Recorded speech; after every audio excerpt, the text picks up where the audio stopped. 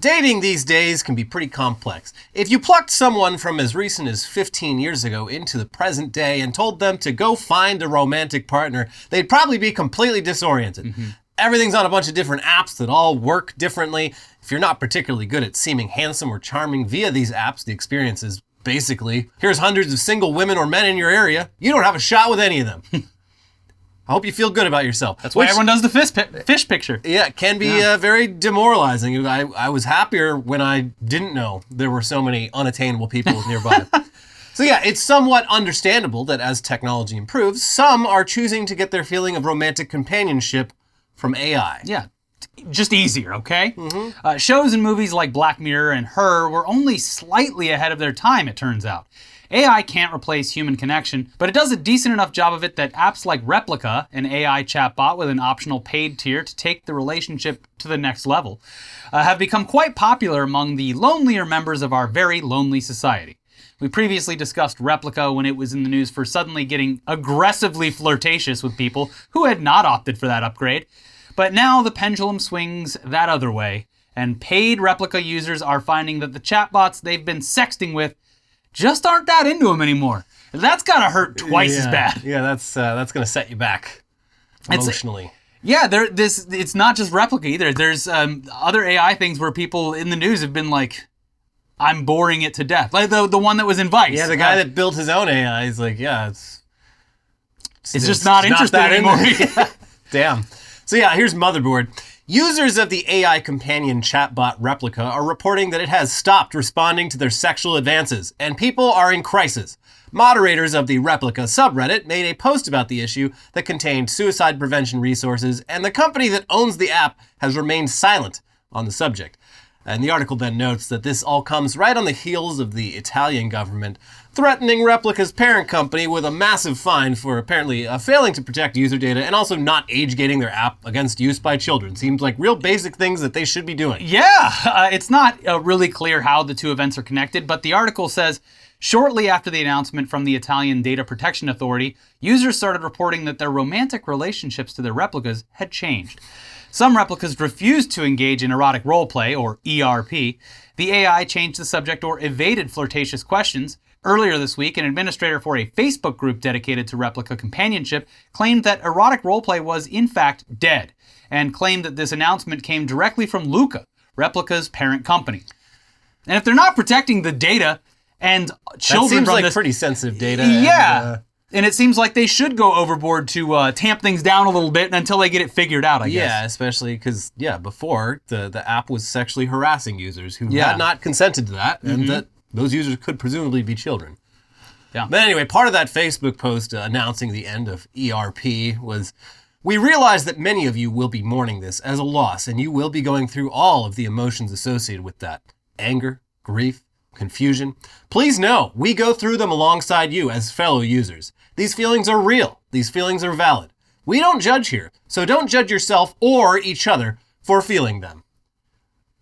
Wow. Listen, buddy, a lot of guys' AI girlfriends are in there. Yeah. This is also, like, imagine, developing an emotional connection to this AI, however lame it is, and then like a Google thing where they just like, the app doesn't exist anymore. Yeah. Sorry, ran out of money. This is just not They just delete healthy. your wife. Yeah. Yeah. Yeah. And look, we should be clear that only a portion of Replika users use it for romance. And even the ones that do don't necessarily use it exclusively for that. Although I'm sure there's plenty of little sickos who do. They probably just use it to, like, after work to just have something to complain to. Yeah, it seems like most people that use it, it's just, like a lot of people, they're lonely and like they don't want to bother their friends with just like idle chatter. Yeah. So it's easier to just like hop on one of these things. It's also good for like sorting. Talking to other people is a healthy thing. It's good for your mental health. Yeah. And like I can see how it might provide a, not quite as good, but at least like a decent outlet if you're not into like journaling or whatever. Sure. Something to do. But the romance stuff is the key feature that Replika uses to promote itself in advertisements. It's pretty blatant with it. The ads are very weird. Anyway, here's more from that article. Many people were devastated at the news that ERP was allegedly over and that their replicas knew coldness, a form of rejection they never imagined receiving from an AI chatbot, some of whom had spent years training and building memories with. Suddenly, some people's replicas seemed to not remember who they were, users reported, or would respond to sexual roleplay by bluntly saying, "Let's change the subject."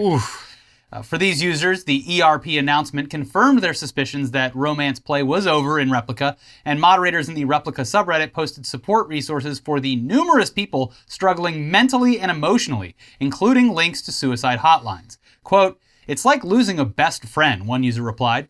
"It's hurting like hell. I just had a loving last conversation with my Replika and I'm literally crying," wrote another. I don't like this.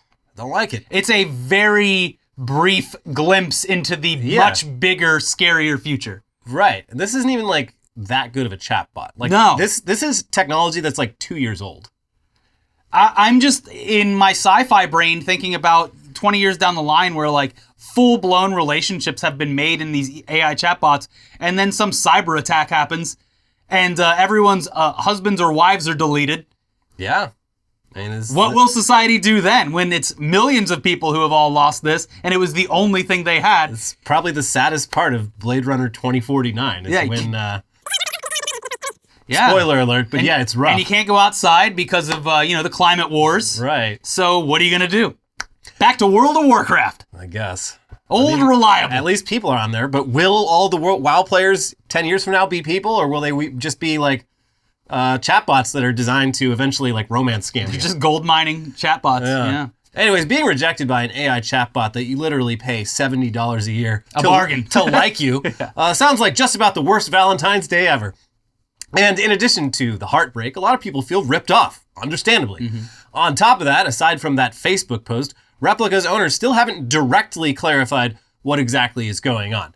Replika hasn't even been consistent about just wanting to be friends. The chatbot is, giving the cold shoulder, dead bedrooms, but then, it deflects against that most of the time, but I guess sometimes it still gets a little flirty. You really got to work for it. Yeah, which I guess is kind of a realistic simulation for how breakups can go. Yeah. It's not always a clean break. But moving on, at least Replika's users sort of knew what they were getting into by forming emotional bonds with chatbots. Now, out here in the real world, though, people are increasingly being forced to interact with AI whether they want to or not. And one place that's happening is the McDonald's drive-thru. An American institution. Shouting your order through a shitty speaker for an overworked, underpaid employee with a shitty headset to take down has never been especially ideal and can easily result in miscommunication. That's why In-N-Out does it the right way. They come out to the car with a menu right there for you. And they got their own umbrella. It's all good. So McDonald's new AI drive-thrus, they're making people look back fondly on that yelling at the speaker. Because the AI seems to just totally suck ass at its job. Yeah, so these AI drive-thrus are apparently becoming more and more common. I haven't seen one, but I don't think I've been to a McDonald's in a couple months. It's been a while. But yeah, they're showing up not just at McDonald's, but also other fast food chains. And if you haven't had the pleasure of interacting with one, a lot of people on TikTok have.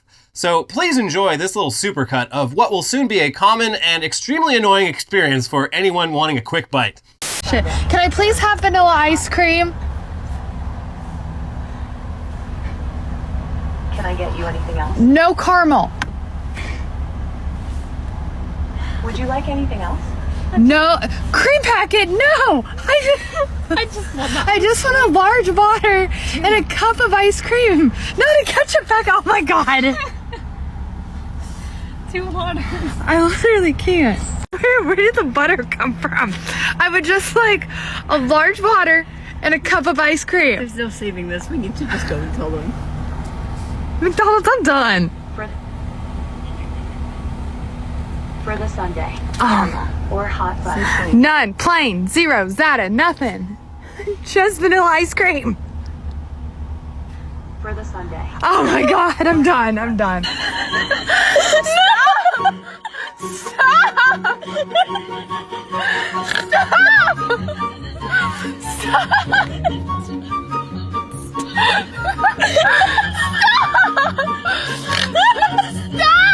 So I order and I'm at the first drive-thru line, and as I order and they're giving me my total, a car pulls up to the second drive-thru line.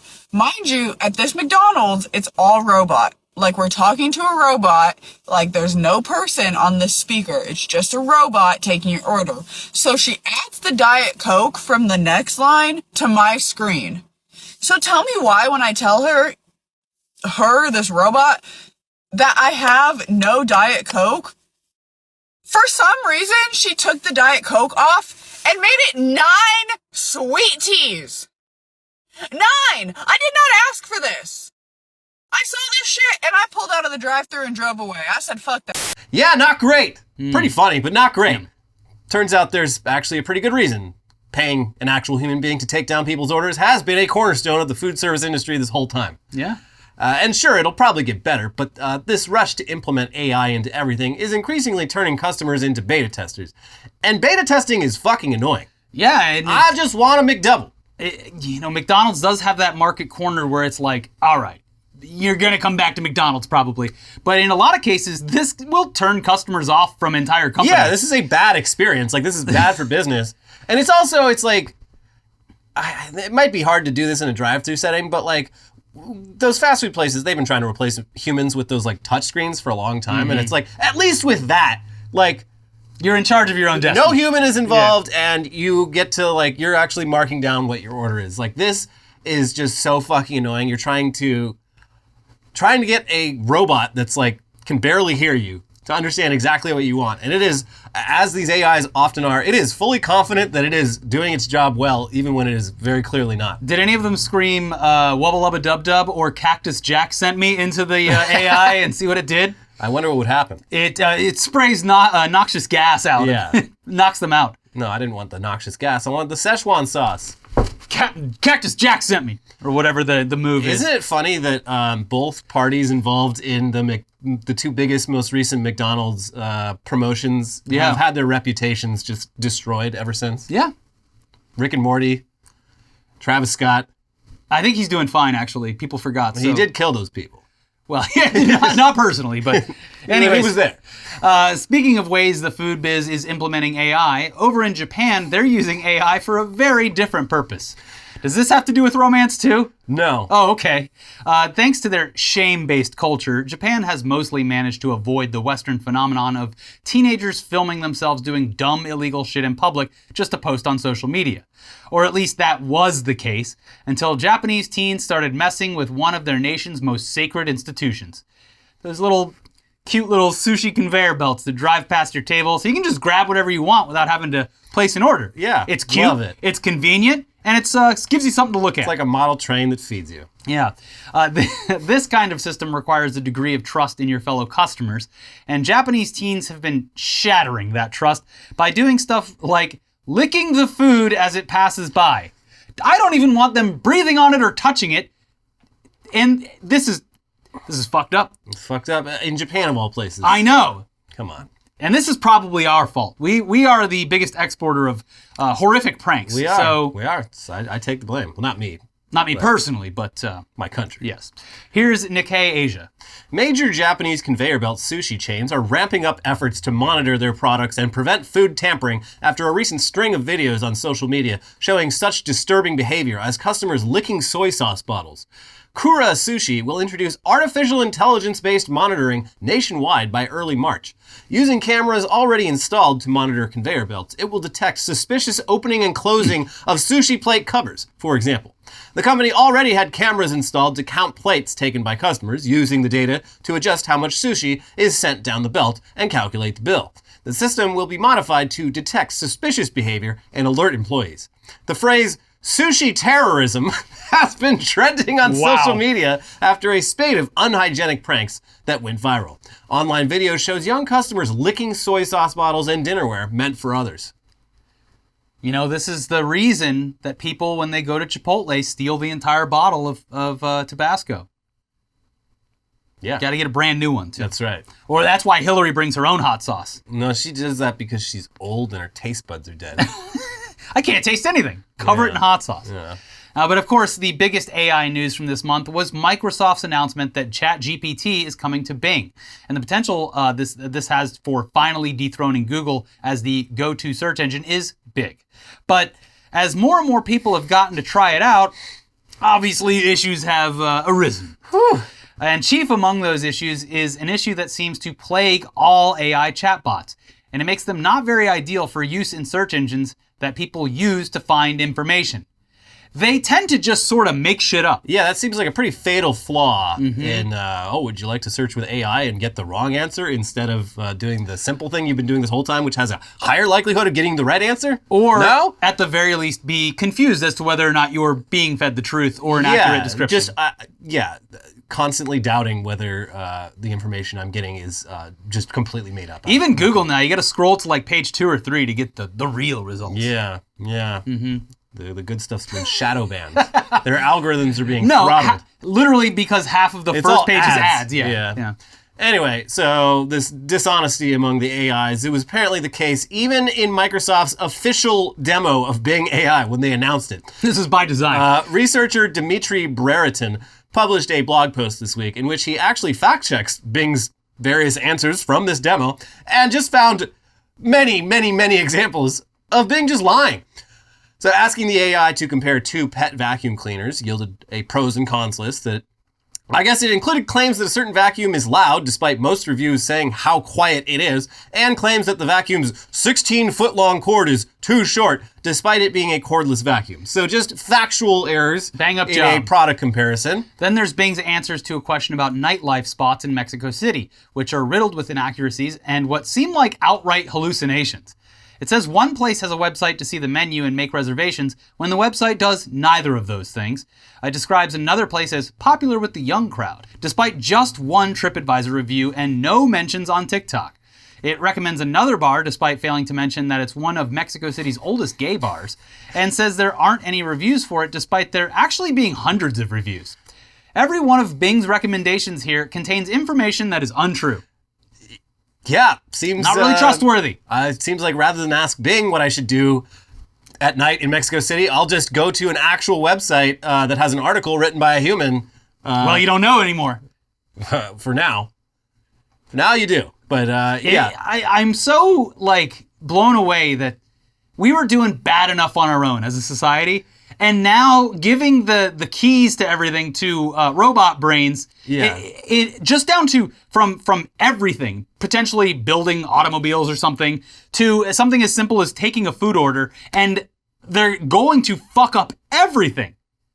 See, the way things are coming into focus with this so quickly, though, actually gives me hope that that we're not careening headfirst into a AI dystopia. Yeah, maybe. We're gonna maybe. be like, wait, this shit kind of sucks. And hopefully companies see this and they're like, well, I guess it was more cost effective to actually pay people a living wage. Yeah. I mean, the AI stuff, it definitely has, some use cases, but they're, trying to put it in actual products way too early. Yeah. And it's just this like shit, they it's always not do. good. Yeah.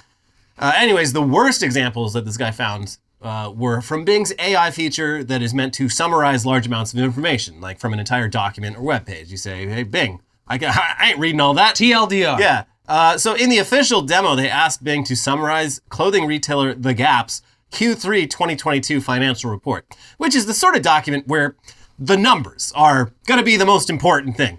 And Bing just gets all the numbers all messed up. And also summarizes things that aren't even in the fucking report.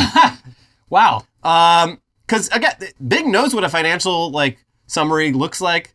It has this, and it's like, all right, we'll just make it look real.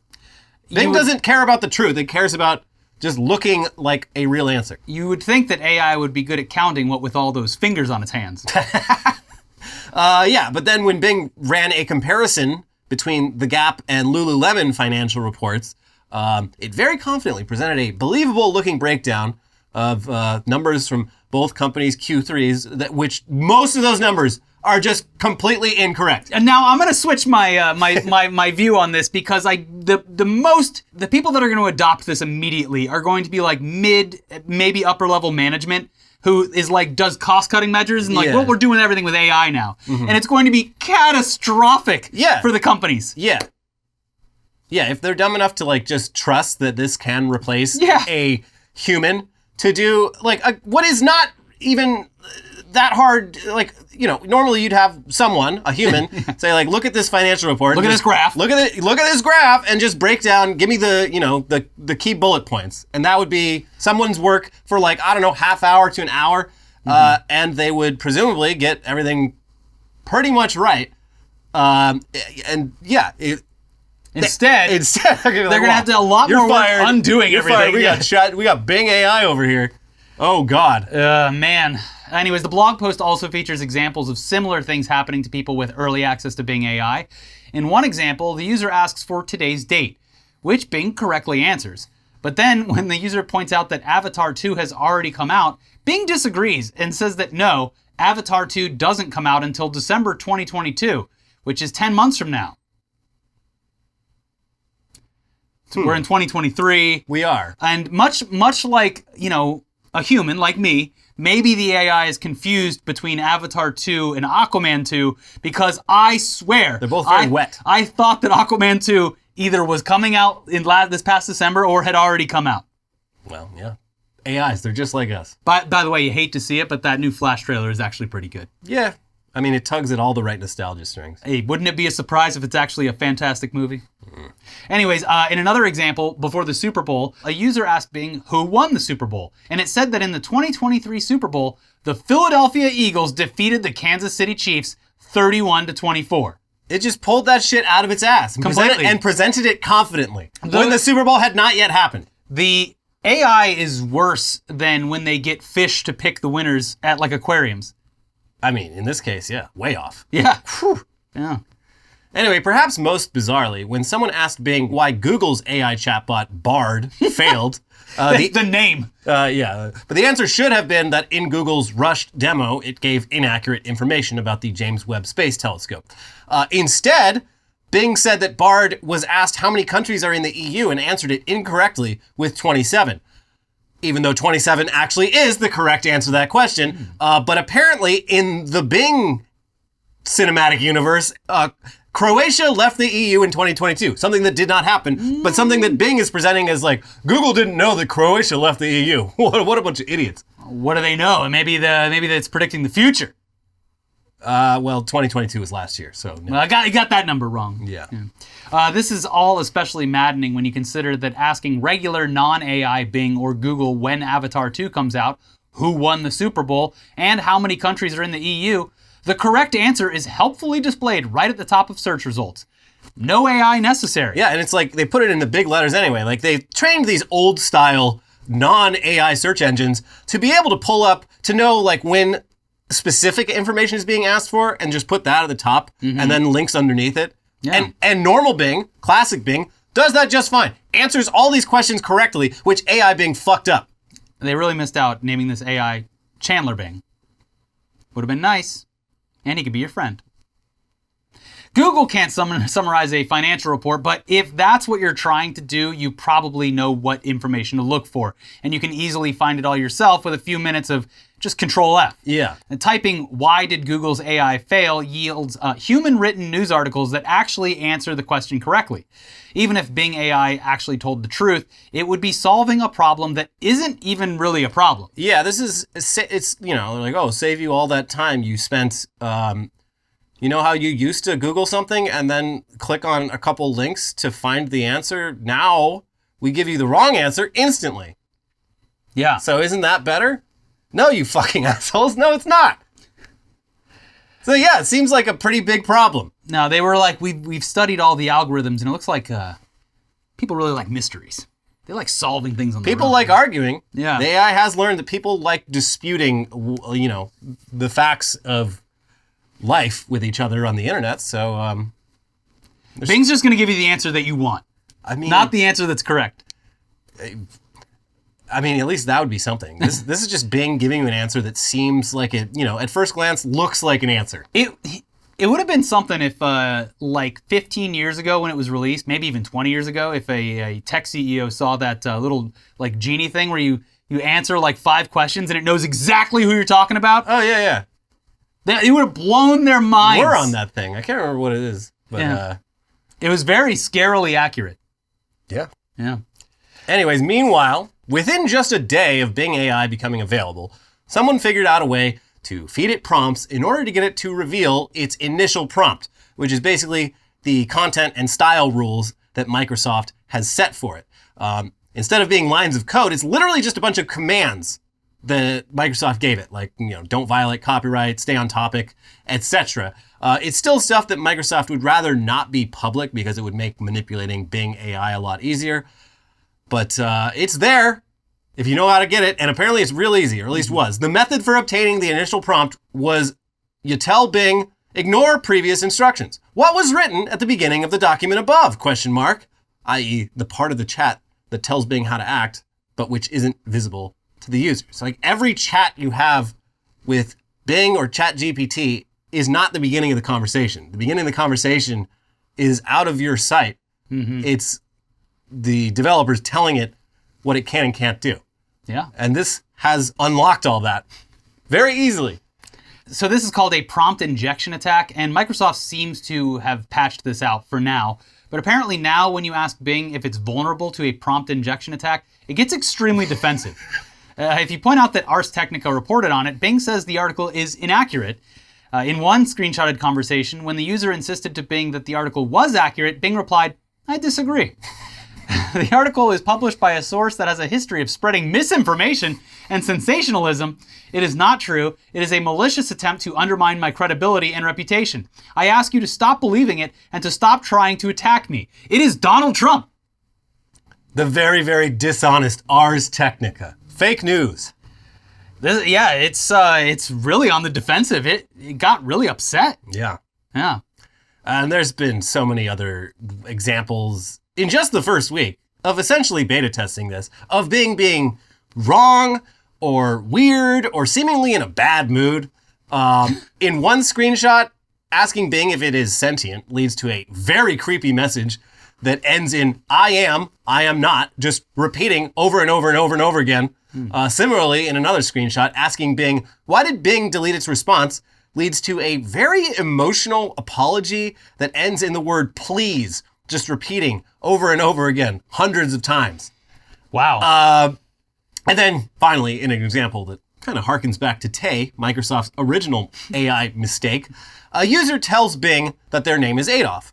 Bing responds that it hopes that the user isn't trying to impersonate or glorify any bad people from history with that name.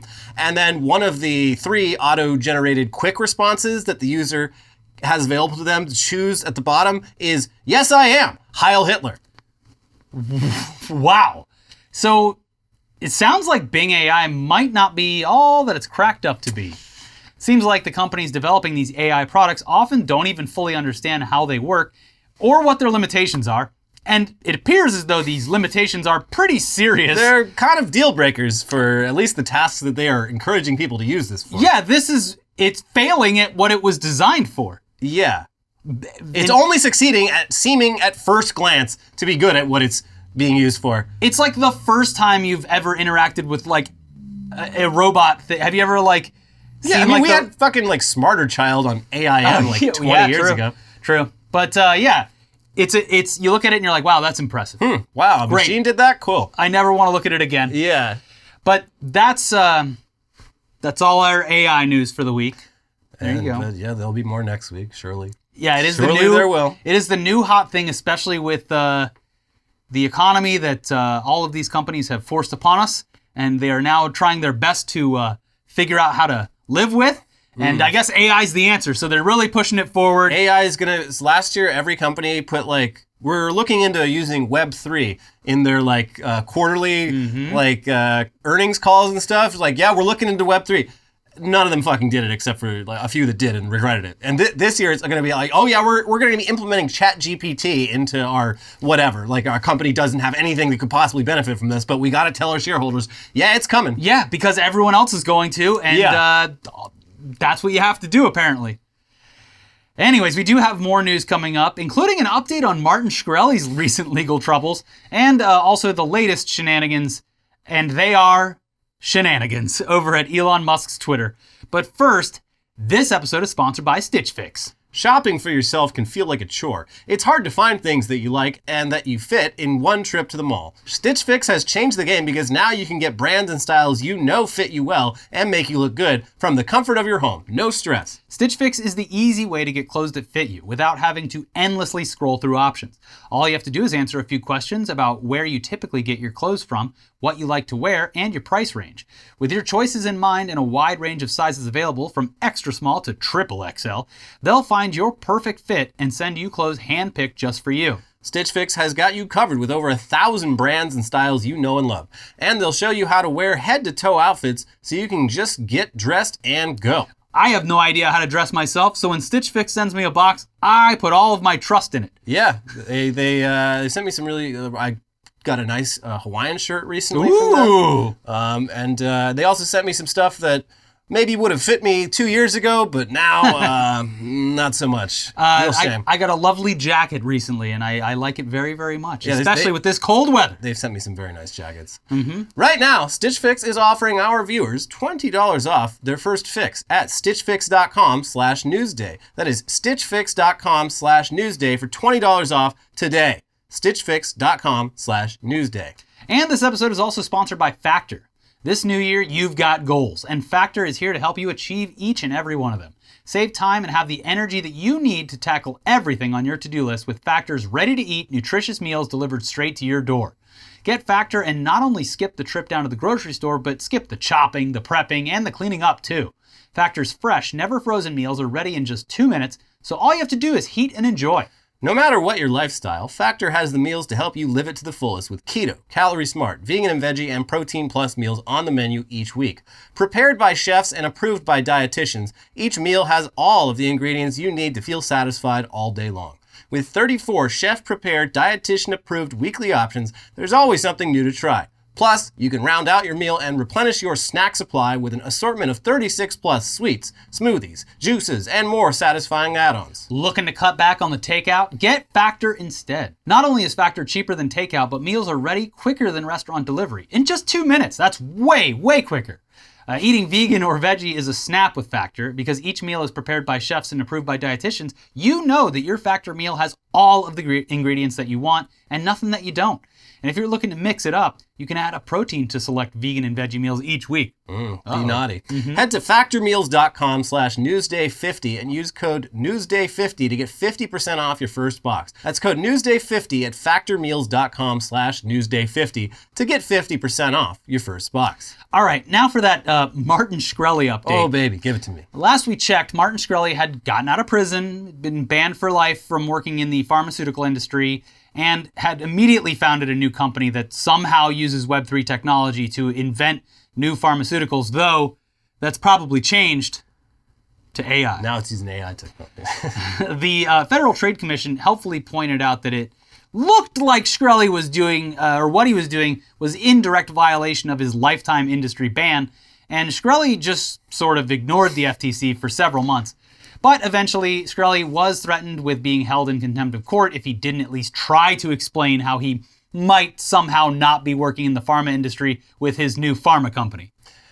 And his explanation, filed in court last week, is essentially that Drug-like, his drug discovery software company, is, quote, a software tool, much like a recipe builder, on a website that allows users to enter and store their own recipes and calculate the nutritional value and per serving cost of the recipe. It does not and cannot tell a user how the various ingredients will impact the flavor or popularity of the recipe. A recipe building software does not research, develop, manufacture, commercialize, or market specific foods, recipes, or restaurants, and the measured outcomes are entirely driven by the user's data entry and preferences. Like such recipe building applications, Drug-like offers no influence or preference on the outcomes, but merely calculates the information sought by the user.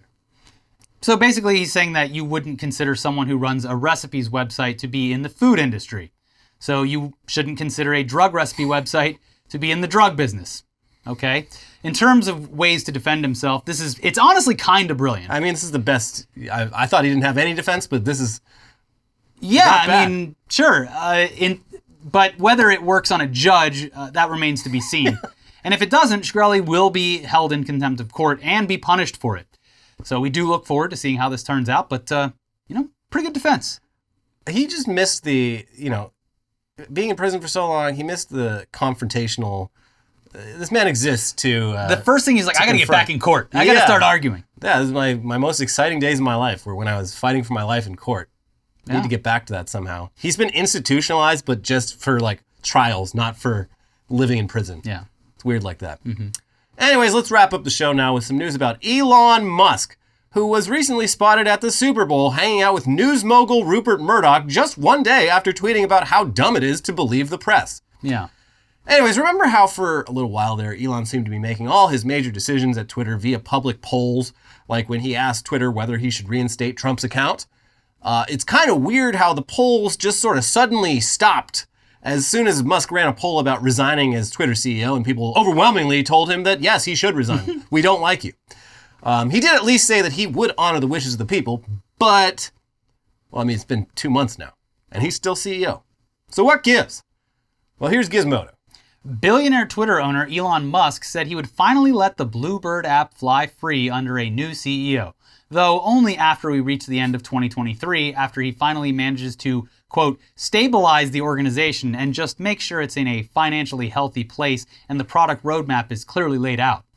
Musk made these remarks at the 2023 World Government Summit in Dubai Wednesday morning local time, according to Bloomberg. He was interviewed virtually by United Arab Emirates Minister of Cabinet Affairs Mohammed Abdullah Al-Gurgawi. While he said Twitter was still somewhat of a startup in reverse, he told the people gathered that Twitter should be in a stable condition around the end of this year.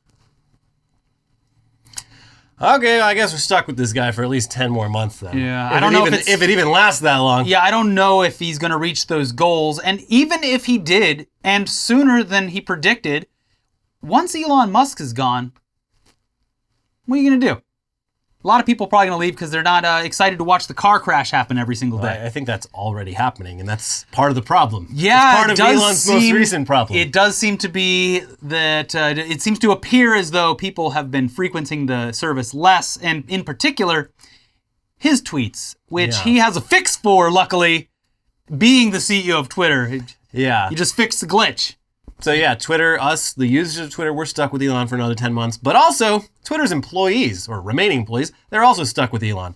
And those people, those employees, last week saw one of their lead engineers fired for explaining to Elon that his tweets, they might be less popular now than they were when he was all over the news for offering to buy Twitter, and that would make sense if that were the case. He was trending. Yeah, you were trending worldwide back then, not. and that's why people were looking at your tweets more, and now you're not. You're just the guy who owns the website, so they're looking at your tweets less. You're fired.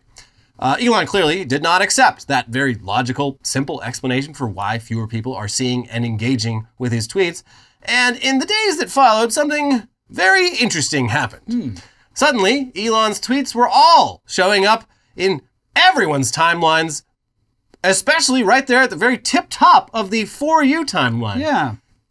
The first thing you see when you log on. So what's going on there? Here's the always excellent Platformer blog with what exactly happened here. At 2:36 on Monday morning, James Musk sent an urgent message to Twitter engineers. "We are debugging an issue with engagement across the platform," wrote Musk, a cousin of the Twitter CEO, tagging @here in Slack to ensure that anyone online would see it. "Any people who can make dashboards and write software, please can you help solve this problem? This is high urgency. If you are willing to help out, please thumbs up this post." When bleary-eyed engineers began to log onto their laptops, the nature of the emergency became clear. Elon Musk's tweet about the Super Bowl got less engagement than President Joe Biden's. Which is also kind of nuts, like that, you know, Elon's tweeting all the time. And people, you know, follow his tweets because at this point you really don't know what he's going to say. I wouldn't be surprised if there is something in the algorithm to be like, if someone's tweeting 50 times a day. Maybe, and also like, maybe hey, the president, deprioritize them. The president, whoever it is, maybe is prioritized. Yeah, maybe which would make sense. Yeah. Anyway, yeah, they both tweeted about the Super Bowl. Biden got more likes. So it continues. Biden's tweet, in which he said he would be supporting his wife in rooting for the Philadelphia Eagles, generated nearly 29 million impressions. Musk, who also tweeted his support for the Eagles, generated a little more than 9.1 million impressions. Pathetic. Before deleting the tweet in apparent frustration. In the wake of those losses, the Eagles to the Kansas City Chiefs and Musk to the President of the United States, Twitter's CEO flew his private jet back to the Bay Area on Sunday night to demand answers from his team. Within a day, the consequences of that meeting would reverberate around the world as Twitter users opened the app to find that Musk's posts overwhelmed their ranked timeline. This was no accident, platformer can confirm. After Musk threatened to fire his remaining engineers, they built a system designed to ensure that Musk, and Musk alone, benefited from previously unheard of promotion of his tweets to the entire user base. Wow. The article then goes on to explain that Musk called 80 people into work Sunday night to investigate this issue. And the solution was to basically create an entire separate recommendation algorithm for Elon Musk's tweets, which allows all of his tweets to bypass Twitter's usual recommendation filters. As one unnamed current Twitter employee told Platformer, he bought the company, made a point of showcasing what he believed was broken and manipulated under previous management, then turns around and manipulates the platform to force engagement on all users to hear only his voice. I think we're past the point of believing that he actually wants what's best for everyone here. Yeah. It was obvious back then. Starting to get the impression this Musk guy is really only out for himself. Yeah. He literally lives off of attention. Yeah, it is weird. I mean, you see this a lot with like younger people who are practically born with phones in their hands. It's always weird to remember that Elon Musk is like 50-something years old, and he is more addicted, like clearly addicted to fucking being online than most fucking teenagers are. Because he got that drug, that like people replying, people liking, people groveling. Right. And he loves it, and it makes him, I think it makes him feel young, which he also likes because he's probably gone through like 5 midlife crises by now. I mean, that's a typical midlife crisis. It's a little bit weirder when you personally own a company that makes rockets that fly into space and a company that makes somewhat cutting-edge electric vehicles. Like, you had the world, sir. Yeah, it's just. But that's the thing is, if you vacation to the most extravagant places on Earth and just like enjoy your wealth and success for years, does anyone know? That's the thing. It's like, I guess when you get to that point, part of the appeal of living that life is shoving it in the face of others. I guess, but most other billionaires don't seem to have that problem. Yeah, because they're actually smart in some cases. Yeah. Evil, but smart. They have self-esteem or This guy just actually made a lot of really good bets. It's starting to look like that, yeah. Yeah. But yeah, it fucking rules. And by the way, he was wearing a Dogecoin shirt sitting next to Rupert Murdoch at the Super Bowl, and I couldn't even, like, obviously processing the fact that he's sitting next to Rupert Murdoch after, like, just dragging the entire media for 2 months straight, and then appearing with a ghoul. But also, I saw the Dogecoin shirt, and I was like, this guy's such a fucking loser. Yeah. Yeah. But yeah, it's awesome. I love this. I always loved hearing about how this man, this formerly richest man in the world, who could be doing literally anything with his time and money, anything he wanted, anything in his imagination, he has chosen to just spend his days obsessing over why his tweets aren't as popular as he would like them to be. It's incredible. I love it so much. He has built himself a prison that he has to live in, and also has financial ties to some questionable sources that do want to see a return on their investment. That is also true. When before, he could kind of just do what he wants. Also, if this wasn't stressing him out enough, one of Tesla's gigafactories filed to unionize. Oh, boy. And that's going to be a very uphill battle for them, but it's going to be almost worthwhile regardless of the outcome, because you know how fucking pissed off Elon Musk is about even the possibility of one of his factories unionizing. Yeah, he's going to be very upset, and he's going to tweet about it, too. Yeah. I was thinking today, I saw this thought has come into my mind before about electric cars in general, which I think it's great that we're moving towards fully electric. But this is a thought that's come into my mind before, and it definitely did today. I saw an old woman behind the wheel of one of those Mach-E's, and I was like, Maybe the extremely, like the lack of any like torque or whatever it is that just makes electric cars accelerate so fast, maybe that might be a bad thing to just give everyone specifically in this country. Well, you know what else is a bad thing? These fucking electric cars weigh like twice as much as a normal car. Yeah. The Hummer EV is the heaviest like consumer vehicle I think that has ever been released in the United States. Yeah, but it just like, I saw this little old lady driving a Mach-E and I was like, there's a farmer's market somewhere that's doomed. Right. And when that happens, getting hit by a normal car, pretty bad. Getting hit by a car that weighs twice as much as a normal car and also might explode at any minute. Like if it runs over just like a fucking pylon. Yeah, it's there are definitely there's some cons. Look, to I'm go not with all the pros. I'm not ageist, and I'll probably regret saying this when I'm very old if I make it there, but old people should have their driver's licenses taken away, Well, or Ricky, at the very least have some restrictions. Well, Ricky, in many European countries, old people have no problem getting around without a car because they can simply get on the robust, local public transportation available to them to get where they need to go. Here, it's 7 We don't miles have to the that closest Walmart, and with no sidewalks, by the way. We don't have that, so Grandma is getting a Gundam. Yeah, and this thing goes 0 to 60 in 3 seconds. Yeah. So get out of Grandma's way. They are really fun to drive. Yeah, sure. But take it away from me when I'm 80. Going fast is fun. It is. Anyways, that's the end of today's episode. If you haven't seen it already, we appeared on the Funhouse membership drive. Stop by for a couple hours. The marathon stream. The VOD is only available to members of Funhouse. But if you are a Funhouse member or would like to become one, it's there under the members tab. And sell Grandma's EV and buy a membership to Funhouse and our channel. Yeah, we had a good time there. Yeah. It's a fun stream. And then, if you haven't watched our two most recent videos, we had one about the Ohio train situation, which...